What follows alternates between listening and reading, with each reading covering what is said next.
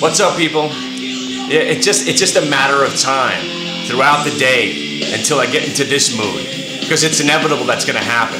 And what's been happening at the new office is, you know, we're new there, where we share an office with a law firm, and there's some people there that, you know, we try to keep it down, and sometimes I go without making the video that I need to get out. But here we are at that video. Now, I talk a lot about this happens to me, that happens to me, and everybody can sympathize. Oh, it happens to me all the time. But here's what I do that makes it different. Here's what I do.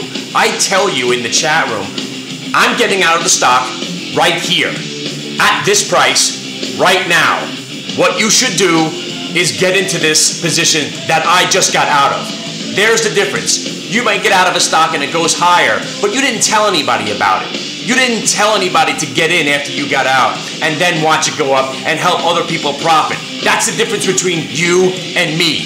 What I do is I go into this chat room every day, the secret double probation chat room that some of you have told your friends about. Some people come in and they don't understand what goes on in the room, because sometimes I sit there and I don't say a word for 4 hours, and all you see is people talking about dick and making ass jokes and sound effects. And then we have the other probation. We have the other chat room, which I hardly even go to anymore because it has some technical glitches. That's why I've been trying to build this new site myself, if it ever does happen. At this point, I don't know.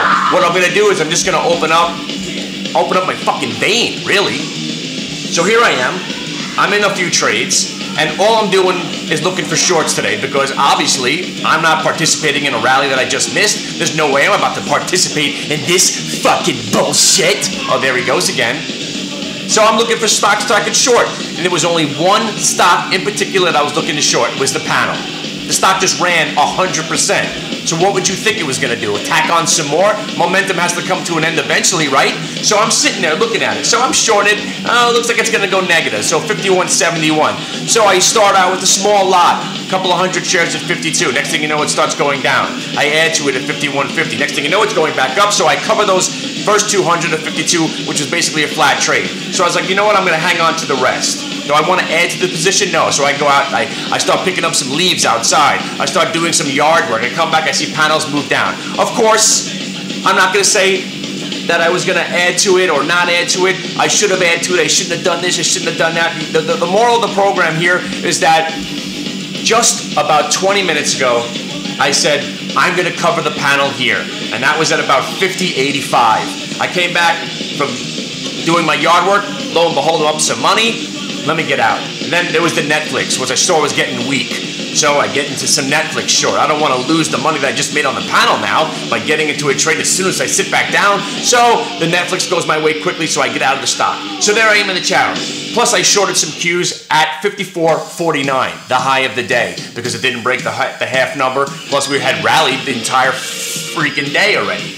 So next thing you know, I'm covering my panel, I'm covering my Netflix, and I'm covering my Qs. And what happens? The entire freaking market starts to fall apart, right? So, I mean, there's nothing more I can do at this point.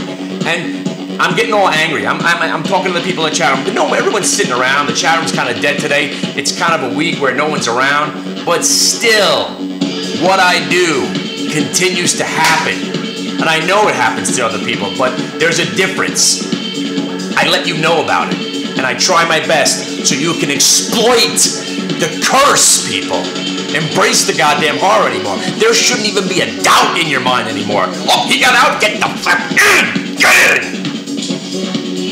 Oh, wait a second. And you don't even know the full extent.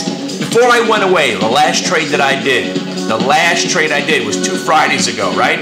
When the Qs were plummeting. We started up high and we started giving it back, and it was options expiration. Remember that? I bought 10,000 Qs at 50.35 and I sold them at 50.43. I might have mentioned that in the videos. So now we're basically 4 points higher.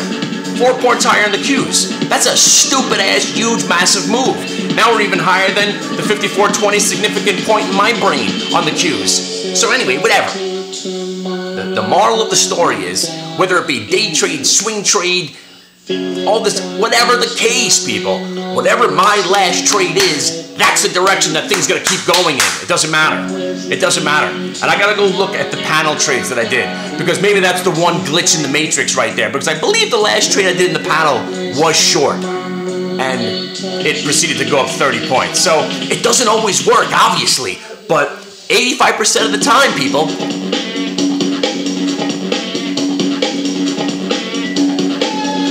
85% of the time.